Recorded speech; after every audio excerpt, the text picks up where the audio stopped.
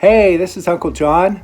It's now 3 weeks after the posting of the third episode, again, of 44 that I was on. And today I have the answer of the trivia questions that I posed that evening. And so I'm going to run through them with you. Okay, so the first question is, it was Bruce Springsteen. What's the name of his band? And his band is the E Street Band. Early on, a lot of people thought he was saying the E Street Band, because there are many of E Streets across the country, East Streets, but it's actually the letter E Street Band. So that's the answer to number one. And number two was, what part of Dublin did U2 hail from? And they're very proud of this. I guess there's a lot of geographical parts of Dublin that people maybe even be feuding or whatever, but they say many times in concert that they're proud that they're from the north side of Dublin. So question three was, what famous artist, I'm just paraphrasing here, I'm not going to read them verbatim that I did the other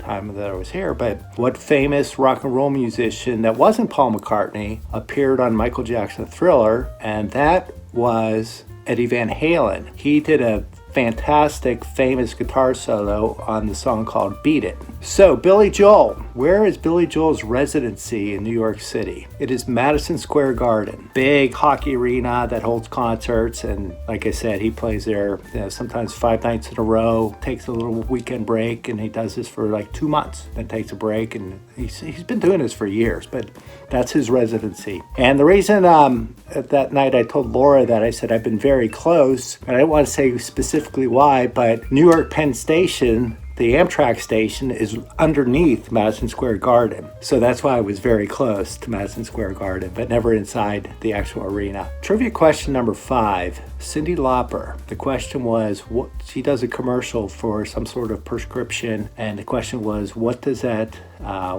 ailment or medical condition that it's for, that she's on the commercial, and it's psoriasis. If somebody got that, I'm very happy. I'm very impressed, I should say.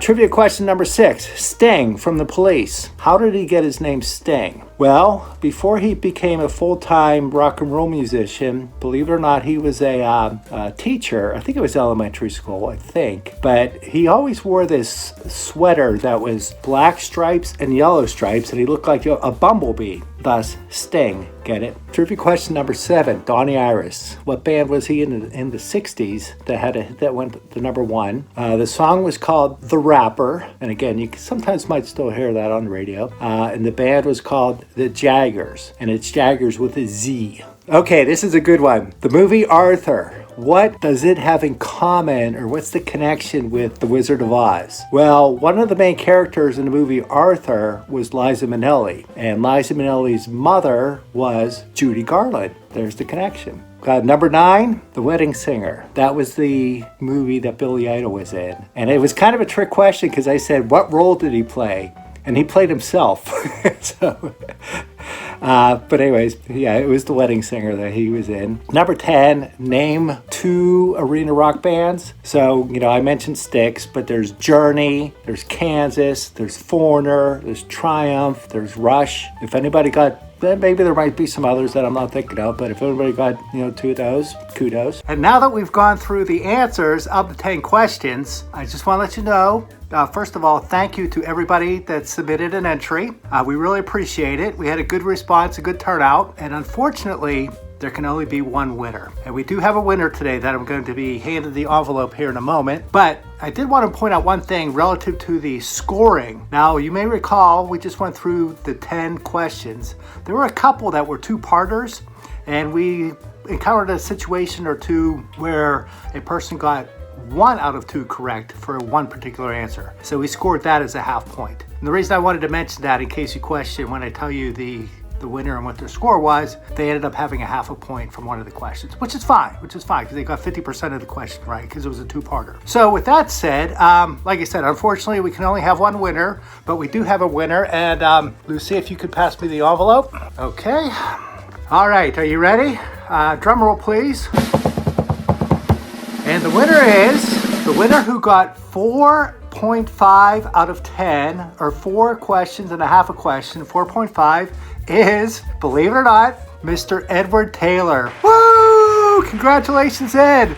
Well, isn't that awesome? He gets the special prize. Hold on. And Ed, this is particularly special because I know you're such a fan of MC Hammer, and the special prize is a t-shirt which has not been touched by human hands, but look at how it's packaged. Hammer time. Hammer time. So we will get this t-shirt to you here in the near future. Oh, wait, what? I'm getting a call from the producer.